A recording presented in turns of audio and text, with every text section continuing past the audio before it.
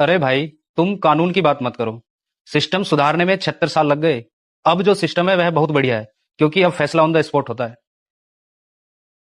फैसला on the spot ही करना था बच्चे, तो मैंने और मेरे साथियों ने 2 साल 11 महीने और 18 दिन जागकर यह किताब क्यों लिखी? 26 नवंबर 1949 को इसे लोकतंत्र का रक्षक क्यों बताया? पर बाबा साहब, वो वक्त अलग था।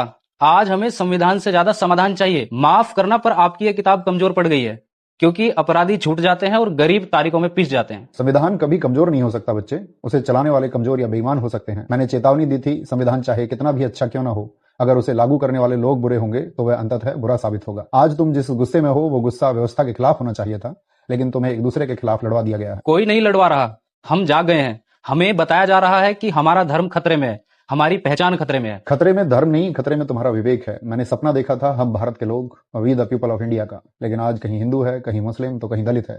एक भारतीय होने का गर्व करने वाला व्यक्ति इस भारत देश में तो मुझे ढूंढने से भी नहीं मिल रहा। जिस मताधिकार को मैंने राजा और रंग के लिए बराबर किया, आज वही मताधिकार चंद रुपयों में बिक रहा है। पर बाबा साहब, विकास तो हो रहा है ना। दुनिया में हमारे देश का नाम हो रहा है। कैसा विकास? ऑक्सफैम की रिपोर्ट कहती है भारत की 40% संपत्ति सिर्फ 1% अमीरों के पास में है। क्या यही है आर्थिक न्याय जो मैंने प्रस्तावना में लिखा था? जब गरीब अस्पताल की चौखट पर दम तोड़ दे और अमीर पैसों के दम पर कानून बदलवा ले, तो समझ लेना उस दिन संविधान के एक पन्ने की हत्या हुई है। लेकिन लोग कहते हैं संविधान में विदेशी सोच है। यह तरक्की के बीच आ रहा है। विदेशी सोच? समानता, स्वतंत्रता और बंधुत्व, लिबर्टी, इक्वलिटी और फ्रेटर्निटी क्या विदेशी हैं? बच्चे, यह किताब तुम्हें बोलने की आजादी देती है। आज तुम सरकार, सिस्टम, यहां तक कि मुझे भी गाली दे सकते हो। यह हक तुम्हें इसी किताब ने दिया है। जिस दिन इस किताब की अहमियत खत्म हो गई, उस दिन तुम्हारी आवाज सिर्फ एक चीख बनकर रह जाएगी। पर आजकल सवाल पूछने और अधिकारों की बात करने पर तो देशद्रोही बोल दिया जाता है। यही तो दुर्भाग्य है।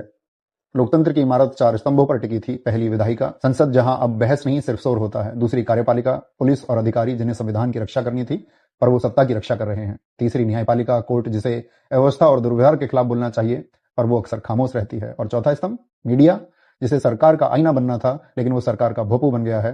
इस देश का मीडिया इस कदर चाटुकार बन गया है कि उसने मानवता को शर्मसार कर दिया है। बच्चे, मेरी बात याद रखना, भक्ति धर्म में मोक्ष का मार्ग हो सकती है, लेकिन राजनीति में भक्ति तानाशाही का मार्ग है। बाबा साहब, आज मेरा भ्रम टूट गया।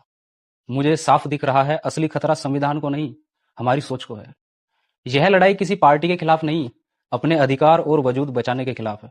मैं वादा करता हूं, अब मैं भीड़ का हिस्सा नहीं, संविधान और लोकतंत्र का रक्षक बनूंगा। जिस दिन इस देश के लोग और युवा दूसरे के सारे पर नाचने से इंकार कर देंगे, उस दिन भारत के संविधान को कोई खतरा नहीं होगा। जय हिंद, जय संविधान।